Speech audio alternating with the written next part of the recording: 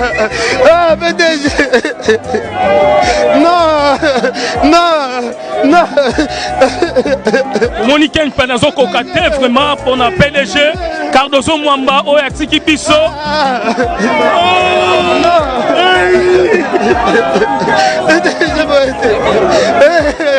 Tomoni Cordon, Horizon Massamba, Horizon Funèbre, Tomoni Bango ensemble pour la rejoindre Nzoto Mowei, Tomoni Cordon. Bonjour Cordon. Ah, bonjour les Guinangai. Tomoni Bino Boyena Bakorbia Awa na aéroport pour nos Nzoto Mowei. Mon message pour la Horizon Massamba, oh vraiment, à Sali Pebiso trop, même il y a la rondima, à Sungi Pengaïma, à Sunga Penga Martin Engi. Oui, merci beaucoup. Bon, le retour aux Nzoto Mowei à Mounene, Wankena, Cardozo Mwamba. Vieux Adam Moutou, vieux Abato, à Salabiso. Donc, Biso tout au lien, moi, Moukenaye. Alors, on a compte Horizon Funèbre, en tant que coordonnateur, on a sali tout, le rôle à Tozu, obsèque Naye. Donc, tout ça, et ça l'a bien, et les cas bien. Il y a un document, il y a corps, il y a Mowei, il y a Kondo, Cardozo Mwamba. Hollandi. Merci Cordon. On est ensemble à tous les images.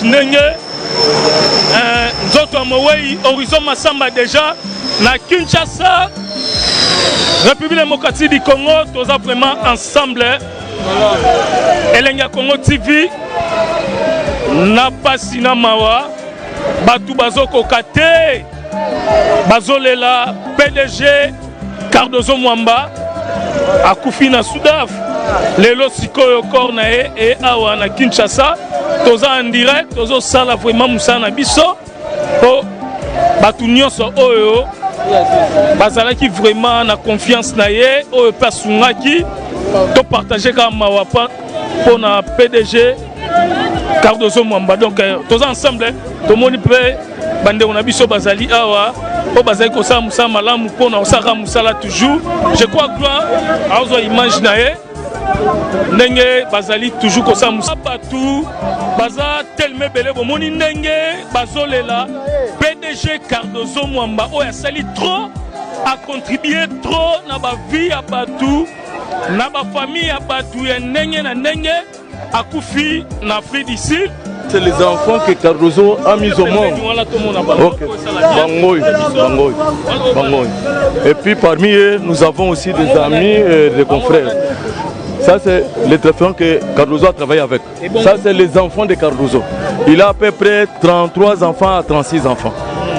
Et puis, je crois, c'est un homme qui a bien fait dans ce monde, et puis dans cette province de Kinshasa, et puis dans la province du Kasaï central, voire même dans la République démocratique du Congo. Okay. Merci, Elenga.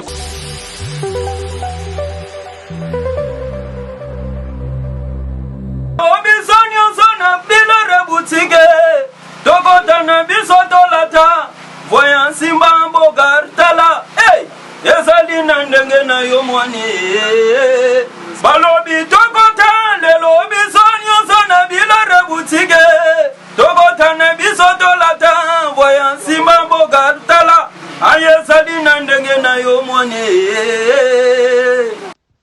Eye na kati ya Matonge, maison de passage na biso.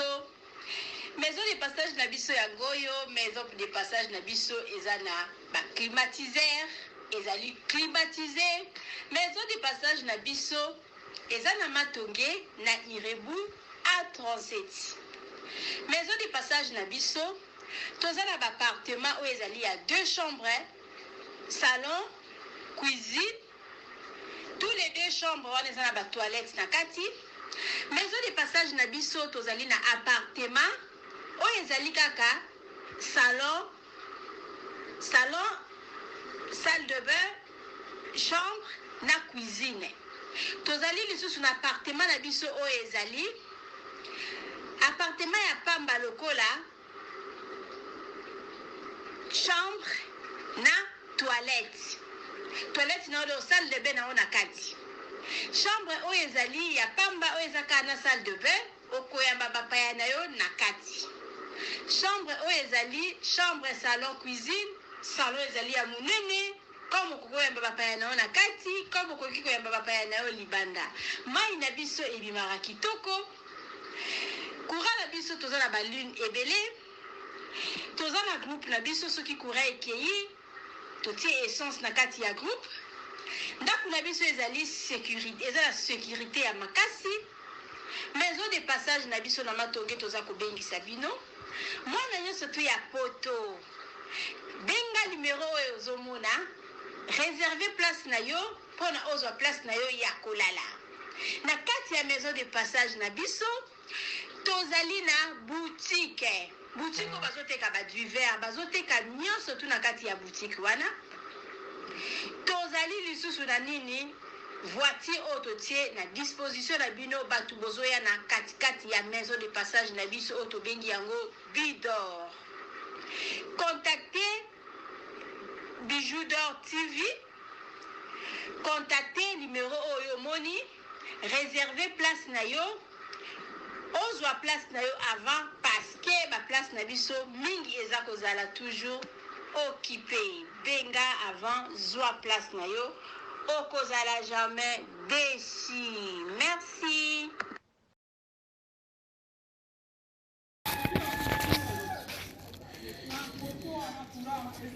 Salut, j'espère que vous allez bien.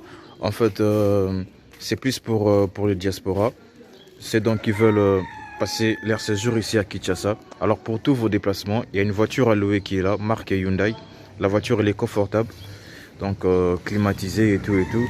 Donc la voiture répond vraiment aux normes. Alors pour tout contact, veuillez contacter Bidor TV au numéro qui suit, plus 49 17 85 52 23 11. Donc je réponds pour une meilleure compréhension. Plus 49 17 85 52 23 11. Donc la voiture elle est là, marque Hyundai. Donc voilà. Donc ici nous sommes à Kinshasa. Donc pour tous les diasporas, pendant tous vos séjours à Kinshasa, voilà la voiture elle est là pour vos déplacements et tout. Donc partout où vous voulez y aller, la voiture elle est là. Donc vraiment, veuillez contacter Bidor TV et vous ne serez pas déçus. Merci et bye.